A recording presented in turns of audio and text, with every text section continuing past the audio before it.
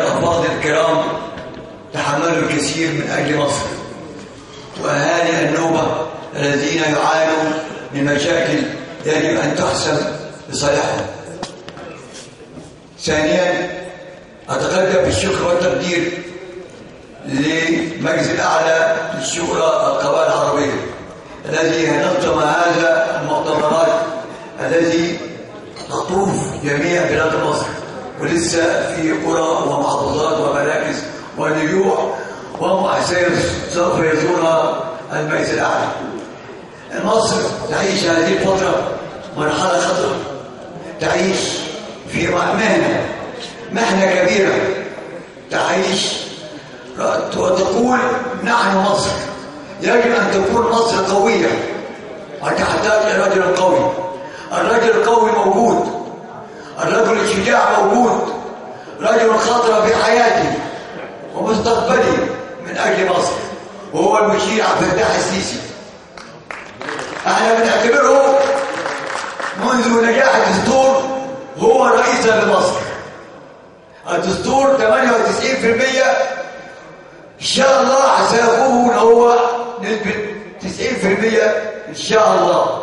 ان هذا الرجل ضحى بكل ما يملك، وكان ممكن يقعد وزير الدفاع، لكن الرجل ضحى بحياته من اجل الاستقرار والانتاج وامن مصر. مصر دولة كبيرة، دولة عظيمة، دولة تحتاج مننا أن نكون جنب رؤسائنا. مصر سوف تظل للأبد. الدول العربية تنظر لنا وتنظر لكرامتنا وعزتنا وشرفنا.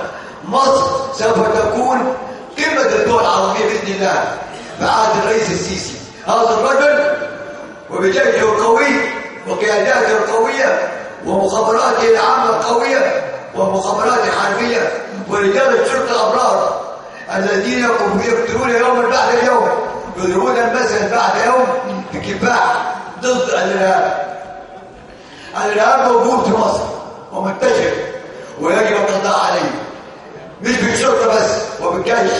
نحن أبناء القبائل العربية لازم نقف وقفة الرجال، ورجال كثير، ومصر بها رجال. مصر أغلى بلد في العالم خلقا وعلما ودينا. مصر بلد الإسلام والحضارة. سوف نموت من أجل مصر ونعيش من أجل مصر، ودون مصر لا توجد دولة عربية. دول الخليج بتحتمي بينا، كل الدول تحتمي بينا، كل الدول بتساعدنا. لازم نقف جنب فريق السيسي وندعمه بكل ما نملك من قوة وعزة. وهذا الرجل أثبت بجدارة وبكرامة وبعزة إنه ابن مصر الحر الشريف، ابن مصر المخلص على وطنه. هذا الرجل يحتاج منا أن نقول له نعم، نعم من أجل الاستقرار، نعم من أجل الأمن، نعم من أجل الإنتاج. بدون إنتاج لا توجد مصر. هذا الرجل يجب أن نكون معه قلبا واحدا، لا تخاذل معه ولا تخاذل في مواجهة الإرهاب. الإرهاب موجود في مصر منذ التسعينات، وجعناه كثير وقضينا عليه، وكان عاد بتمويل خارجي. يجب أن التمويل الخارجي أن يمنع تماما، لأنه هذا التمويل هو الذي تبشر مصر. شعب مصر يطالبه بكل قوة وبكل عزة وبكل كرامة أن يتم ترشيحه ويعلن ترشيحه لينال ثقة استمرار الشعب له.